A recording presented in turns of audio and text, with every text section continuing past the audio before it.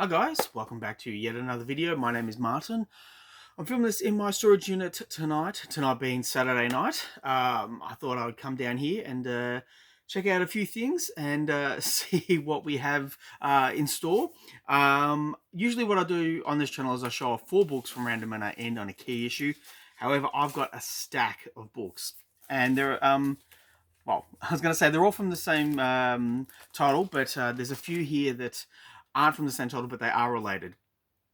So, yeah, I was going to say talk about a couple of things, but it's not really worth it. I just had a bit of a shocking day. You don't need to hear that. Maybe I'll put it in the next video. Anyway, the first comic I want to show off is Web of Spider-Man issue 39. 39. Issue 93, and it's the Aussie variant. If you can see here, we have the Aussie price variant. And the reason why I wanted to show this off is this was my first exposure to Moon Knight. Now, Terry Kavanagh was the writer on this series at the time, and I think he was also writing Moon Knight. So Marvel would have said, you know, let's put the two together and maybe we'll get a little bit of cross promotion. From memory, Terry was writing Moon Knight, and Ron Garney was the artist on Moon Knight, and we had these guys fighting it out, and but that was in Moon Knight. Obviously, here we have Alex Seviak on art duties, and yeah, I didn't know who Moon Knight was when I read this, and I was really interested. Just visually, he was just a very appealing character. Yeah, there we go. Now, the next one I have for you is issue 26 of What the. Now, don't worry about this sticker on the bag here. It's not on the the comic book, but it is the first appearance of Spider-Man. Sorry, Spider-Ham 15 and 88 quarters. And as you can see, I got it for $1. And okay, at the back here we have the death of Forbush Man, and yeah, I don't know who this lady is. If you know, put down in the comments down below.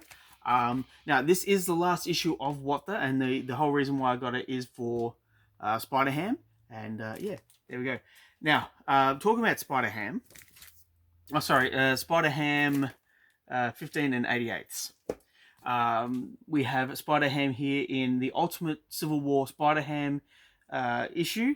And as you can see, I got it from my comic shop 7 years ago now. Just a bit of fun. Also, this was drawn by Mike Wieringa. And I've gone on record in previous videos about my appreciation for Mike Wieringa's art style. I just loved everything he did. It was cartoony and fun and action-packed, and it went at a nice pace. And yeah, that's the whole reason, well, one of the reasons why I picked this up. Now, getting back to Web of Spider-Man, we have issue 2 here. And yeah, again, I got it for $2, not $1, but $2. And this is the first appearance of the Vulturians. I don't know if they've ever been in another Spider-Man comic book, but this series went for like over 100 issues. Yeah, and there wasn't a lot of keys. The first issue was the major key, and issue 118 is also a big key. I got that issue last year. I thought I had it, but obviously I didn't, so I bought it, and it set me back a fair bit, and it's the first time that Ben Reilly's in the Scarlet Spider costume. But yeah, it's not issue 2. This is issue 2, and there's not a lot to it. I mean, yeah, the Vulturians, it's an interesting concept where we have Vulture-like characters teaming up against Spider-Man, but yeah, I don't think anything really happened with them. Next up, we have issue 117, so not 118, but 117, and yeah, it's a fantastic flip book. It's during the Clone Saga, and drawn by Stephen Butler, And what else can I really say? Not much. uh, the Clone Saga is an interesting time. I wouldn't mind like having all the issues, so I can read them from start to finish. But it just kind of went on and on and on, and yeah. Look, there's things that were really interesting about the Clone Saga, especially from my point of view. The Scarlet Spider, he was the main driver for the Clone Saga. The death of Aunt May, well, the death of Aunt May. But yeah, there was a lot of filler, and yeah, this is kind of one of those issues. Now I've got three more to go, and here we have Web of Spider-Man issue 19, and why have I got this here? Introducing Humbug, the most offbeat Spidey villain ever. Here we have Humbug. Again, just like the Vulturians, a guy who appeared here, but I don't think he's been in any other book. But the reason why I bought this, and yeah, I bought it from my comic shop, is we have the first appearance of Solo. And my twin brother, he really likes Solo as a Spider-Man villain. He just likes the idea that this guy can teleport to and from, but he can't do it like this. He has to kind of recharge, and that leads to some interesting stories, interesting situations that Solo can be in.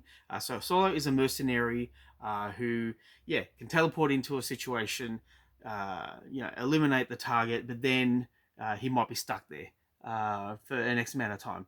And yeah, I just wanted to get his first appearance. Not for any speculation or anything like that. Like, I don't think Sony's going to do a Solo movie. Although, if they did, I probably would go see it. I didn't see Kraven though. That was the one Sony movie I didn't see. But yeah, so there we go. It's the first appearance of Solo. Now, the next one we have is Web of Spider-Man issue 50, and I just really like this cover. I liked, yeah, that's it was reminiscent of the first appearance of Venom. So Amazing Spider-Man 300, where they had all the 300 numbers across the page, and here across the cover, here we have 50. And yeah, again, drawn by Alex Saviak. And what I really like is Rocket Racer. I thought Rocket Racer was a really cool concept. I think what is needed for Rocket Racer to really be elevated is the right artist. The right artist that knows how to draw him and has a love for the character. Actually, now that I think about it, there was an IDW series that has just finished. It's Godzilla Skate or Die, and it's written and drawn by Louis. Oh, why can't I remember his name? Darn. Anyway, I'm blanking on his name. It's Louis something. I'm friends with him on Facebook, and that's really annoying. I should know it off the top of my head. But yeah, so anyhow, Google Godzilla Skate or Die. It's a really cool concept drawn by this fantastic artist his full name I cannot remember, but he loves skateboarding. And on his Instagram account, he has rollerblading, skateboarding, bicycling, like BMX. And it's just some really cool artwork. Oh, yeah, it's gonna kick me that I can't remember this guy's name. Anyway, there we go. Issue 50. Now, the key issue for this video is Web of Spider-Man issue 129, and it's the last issue of the series. Here we have Spider-Man and Scarlet Spider and the New Warriors. And I'll flip it around.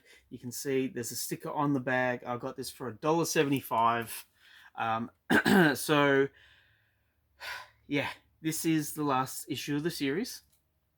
And from memory, I think this was when Scarlet Spider moved over to the New Warriors and was kind of like a pseudo member for a few issues. And the New Warriors is a series I wouldn't mind getting the whole run of.